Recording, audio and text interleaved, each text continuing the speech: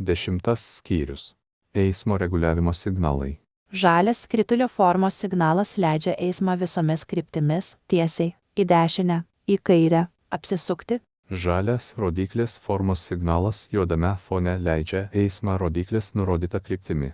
Ta pačia reikšmė turi ir žalia rodyklė papildomoje šviesoforo sekcijoje, kai leidžiama sukti į kairę, leidžiama ir apsisukti. Žalias mirksintis signalas leidžia eismą ir informuoja, kad jo laikas baigėsi ir netrukus šviesoforo signalai pasikeis. Žalias signalas su pėsčiojo simboliu leidžia eiti pėstiesiems. Žalias signalas su dviračio simboliu leidžia važiuoti dviračiais, elektrinėmis mikrojudumo priemonėmis. Žalias signalas su juoda rodyklė leidžia eismą rodyklės nurodyta kryptimi. Kai leidžiama sukti į kairę, leidžiama ir apsisukti.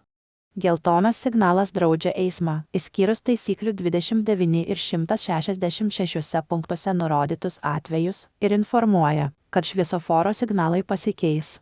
Jeigu signale yra juoda rodyklė, jis draudžia eismą rodyklės nurodyta kryptimi ir informuoja, kuri kryptimi bus leidžiama važiuoti įsijungus žaliam rodyklės formos signalui. Jeigu signale yra dviračio simbolis, signalas galioja dviračiams ir elektrinėms mikrojudumo priemonėms. Kartu įjungti geltonas ir raudonas signalai draudžia eismą ir informuoja, kad netrukus bus įjungtas žalias signalas. Geltonas mirksintis signalas leidžia eismą ir informuoja, kad sankryža arba pėsčiųjų perėja nereguliuojama.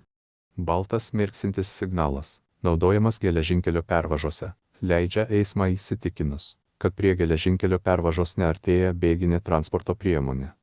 Raudonas signalas arba du pakaitomis mirksintis raudoni signalai draudžia eismą. Jeigu signale yra juoda rodyklė, jis draudžia eismą rodyklės nurodyta kryptimi ir informuoja, kuri kryptimi bus leidžiama važiuoti įsijungus žaliam rodyklės formos signalui. Raudonas signalas su pėsčiojo simboliu draudžia pėsčiųjų eismą. Raudonas signalas su dviračio simboliu draudžia dviračių ir elektrinių mikrojudumo priemonių eismą. Raudonas X formos signalas ir žalias žemyn nukreiptos rodyklės signalas, reversinis šviesoforas, atitinkamai draudžia arba leidžia važiuoti tą eismo juostą, virš kurios jie įrengti.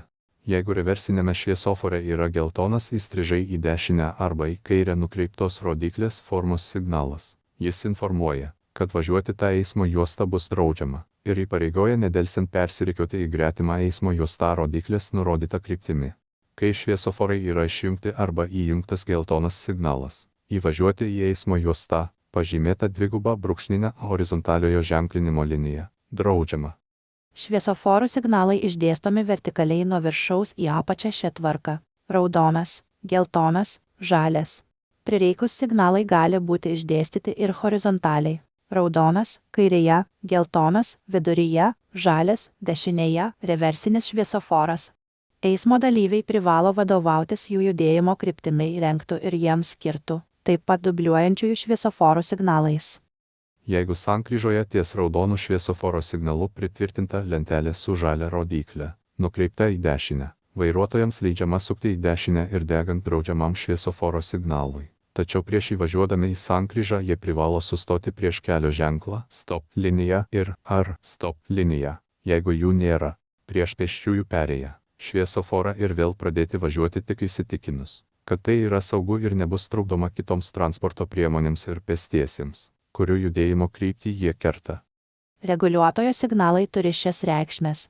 Rankos ištiestos į šalis arba nuleistos reiškia iš dešiniojo ir kairiojo šono leidžiama važiuoti tiesiai ir į dešinę, o pėstiesiems leidžiama eiti per važiuojamąją dalį.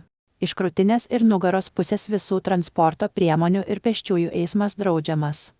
Toliau.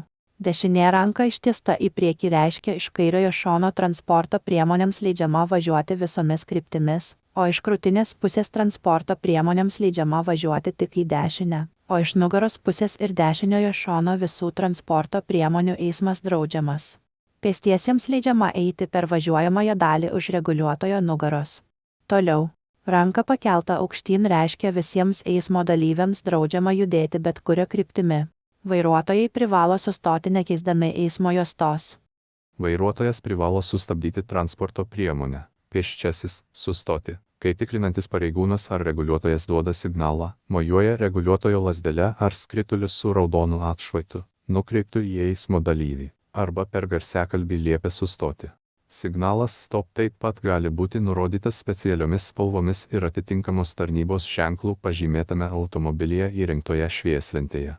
Siekdamas atkreipti eismo dalyvių dėmesį, tikrinantis pareigūnas ar reguliuotojas gali duoti signalą švilpuku.